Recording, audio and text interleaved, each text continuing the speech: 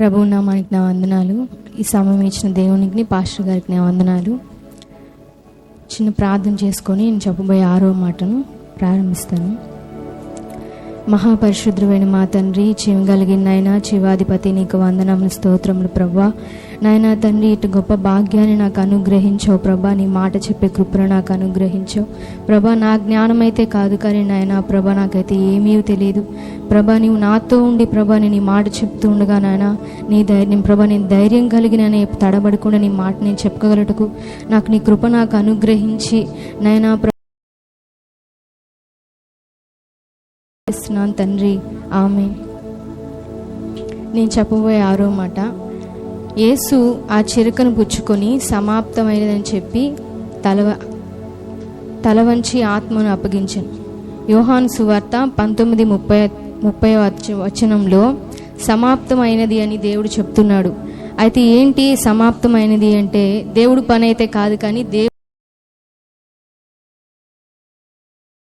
సమాప్తమైనదని బిగ్గరగా కేక వేసినట్లుగా మనం చూస్తున్నాం. ఆయన ఈ లోకానికి ఎందుకు వచ్చాడు, ఏ పని గురించి అయితే వచ్చి సమాప్తమైనదని చెప్తున్నాడు అని అంటే, లేఖనములు నెరవేర్చడానికి, మన మీదున్న శిక్ష యావత్తు ఆయన తీసివేయడానికి లేఖనం నెరవేర్చడానికే ఈ లోకానికి వచ్చినట్లుగా మనం చూస్తున్నాం. ఆ మాట చదువుకున్నట్లయితే లూకాసు వార్త 4:18 వచనం చదవండి. లూకాసు వార్త 4:18. ప్రభు ఆత్మ నా మీద ఉన్నది, బీదలకు సువార్త ప్రకటించుటకై ఆయన నన్ను అభిషేకించెను. చెరలోనున్న వారికి విడుదలను, గుడ్డి వారికి చూపును ప్రకటించుటకును, నలిగిన వారిని విడిపించుటకును, ప్రభు హితవస్త్రము ప్రకటించుటకు ఆయన నన్ను పంపి ఉన్నాడు. ఇక్కడ మనం చూసినట్లయితే బీదలకు సువార్త ప్రకటించడానికి, చెరలో ఉన్న వారిని విడిపించుటకును, గుడ్డి వారికి కుంటి వారికి చూపును కలిగించుటకును ప్రభు ఈ లోకానికి వచ్చి ఆయన రాసిన లేఖనములన్నిటినీ ప్రభు ఎన్నో ఆశ్చర్యకార్యాలు ఈ లోకంలో చేసి ఈ లేఖనం నెరవేర్చడానికి ప్రభు ఈ లోకానికి వచ్చినట్లుగా మనం చూస్తూ ఉన్నాం. ఇంకో మాట చదువుకున్నట్లయితే యోహాను సువార్త 10:10 వచనం, గొర్రెలకు జీవము కలుగుటకును అది సమృద్ధిగా కలుగుటకును నేను వచ్చి తినని ఆయన మీతో నిశ్చయముగా చెప్పుచున్నాను అన్నాడు. గొర్రెలు అంటే ఎవరు అంటే, గొర్రెలు అంటే మనమే.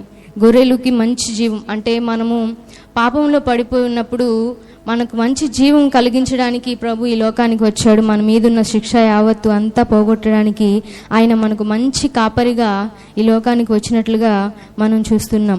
మనకు జీవం కలుగుటకు, అది సమృద్ధిగా కలుగుటకు ఆయన ఈ లోకానికి వచ్చాడు. మంచి కాపరి ఏం చేస్తాడంటే, గొర్రెలు దారి తప్పిపోయినప్పుడు ఆ కాపరి గొర్రెలను చూస్తా విడిచిపెట్టలేడు కదా. ఆ గొర్రెలు కాపాడాలి, అవి బాగుండాలి, చక్కగా ఉండాలని ఆ గొర్రెలను కాపాడాలని ఆ కాపరి చూస్తాడు. అలాగే మనం కూడా ఈ లోకంలో పడిపోయినప్పుడు, మనం దారి తప్పినప్పుడు ఆయన మంచి కాపరిగా మనకు తోడై ఉండి ఉండడానికి, ఈ లోకానికి మంచి కాపరిగా తన ప్రాణం పెట్టడానికి ఈ లోకానికి వచ్చాడు. ఆయన ఈ లేఖనములన్నిటినీ ప్రభు నెరవేర్చి మన తండ్రితో సహవాసం కలిగి ఉండాలని మనకు మంచి కాపరిగా ఉన్నట్లుగా మనం చూస్తున్నాం. ఇంత గొప్ప కాపరికి ఎందుకు ఈ శ్రమ కలిగింది, ఎందుకు జరిగింది ఇలా అంటే, గొర్రెలకు మంచి కాపరిగా ఉండి ఆయన ఉన్నప్పటికీ మనల్ని ఎల్లవేళలా కాపాడుతున్నప్పటికీ ఆయన శ్రమ కలిగినట్లుగా మనం చూస్తున్నాం. ఆయన ప్రార్థన చేస్తున్నాడు, ఎంత వేదన కలిగి ప్రార్థన చేస్తున్నాడంటే, ఆ గెత్సేమనే తోటలో ఆయన వేదన కలిగినట్లుగా, ఈ గిన్నె నా నుండి ప్రభువా నీ చిత్తమైతే తొలగించమని ప్రార్థన చేసినట్లుగా మనం చదువుకున్నాం. మాట చదువుకున్నట్లయితే లూకాసు వార్త 22వ అధ్యాయం 42వ వచనం. ఆ మాట ఎవరైనా చదువుతారు? వారి యొద్ద నుండి రాత్రి వేత దూరము వెళ్ళి మోకాళ్ళుని తండ్రి ఈ గిన్నె నా యొద్ద నుండి నీ చిత్తమైతే తొలగించుము. అయినను నా ఇష్టము కాదు నీ చిత్తమే సిద్ధించును గాక అని ప్రార్థించెను.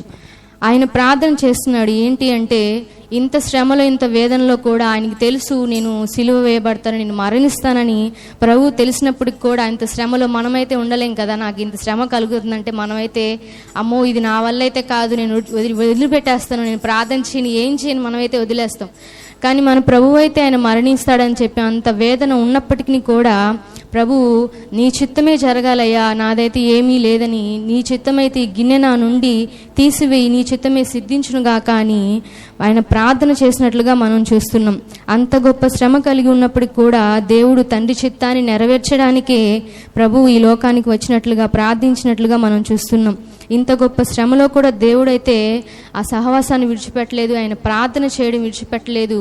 తండ్రి లేఖనంలో తండ్రి చిత్తాన్ని వదిలేయడానికి కూడా ప్రభు చూడలేదు. మనము కూడా అట్టి విశ్వాసాన్ని కలిగి ఉండాలని, ఏ శ్రమ వచ్చినా ఏ బాధ వచ్చినా ప్రభువు కొరకు మనం జీవించాలని, తండ్రి చిత్తం తెలుసుకొని ఈ లోకంలో మనం ఉండాలని దేవుడు కోరుకుంటున్నాడు. ఇంకో మాట మనం చదువుకున్నట్లయితే 2 తిమోతి 4:7-8 వచనం. మంచి పోరాటము పోరాడి తిని నా పరుగు కడముట్టించి తిని విశ్వాసము కాపాడుకుంటుని ఇక మీదట నా కొరకు నీతి కిరీటము ఉంచబడి ఉన్నది. ఆ దినమందు నీతిగల న్యాయాధిపతి అయిన ప్రభువు అది నాకును నాకు మాత్రమే కాకుండా తన ప్రత్యక్షతను అపేక్షించు వారికందరికీ అనుగ్రహించును. ఇక చూసినట్లయితే అపోస్తలుడైన పౌలు గారి జీవితం మనం చూసినట్లయితే మంచి పోరాటం పోరాడు, నా పరువు కడముట్టించానని చెప్తున్నాడు. నీతి కిరీటం ఉంచబడి ఉన్నది నా కొరకు అని దేవుడు అంటున్నాడు. అలాగే మన పోరాటం ఎలా ఉంది? మన విశ్వాసం దేవుడు కాపాడుకోవాలని కోరుకుంటున్నాడు. ప్రతిదినము నీతి కిరీటము మనకు ఉంచబడి ఉన్నది, విశ్వాసం కాపాడుకోవాలి అని దేవుడు నీతి న్యాయాధిపతి ప్రభువు అది నాకు మాత్రమే అనుగ్రహించినట్లుగా వాక్యంలో ఉందని చెప్తున్నాడు. నీతి కిరీటం ఎవరు పొందుకుంటారు? నీతి కిరీటం విశ్వాసాన్ని పౌలు గారు అయితే చెప్తున్నాడు, మంచి పోరాటం పోరాడి తిని నా పరుగు కడముట్టించి తిని అని చెప్తూ ఉన్నాడు. నీతిని మనం ఎప్పుడు కూడా మన నీతిని విడిచిపెట్టగా మన విశ్వాసాన్ని కాపాడుకుంటూ ప్రభువు వచ్చేంత వరకు మన విశ్వాసాన్ని కాపాడుకోవాలని ఆయన మనకు నీతి కిరీటం ఇవ్వడానికి ఆయన ముళ్ళ కిరీటాన్ని ధరించుకున్నాడు. మనము అన్ని విషయాల్లో దేవుడు మనకు తోడై ఉండాలని మన కొరకు ఆయన ఈ లోకానికి వచ్చి శిలువ మరణాన్ని పొందుకొని ఆయన ఈ లేఖనములన్నీ నెరవేర్చడానికి వచ్చి గొప్ప విజయంతో సమాప్తమైనది నీ కేక వేసినట్లుగా మనం చూస్తున్నాం.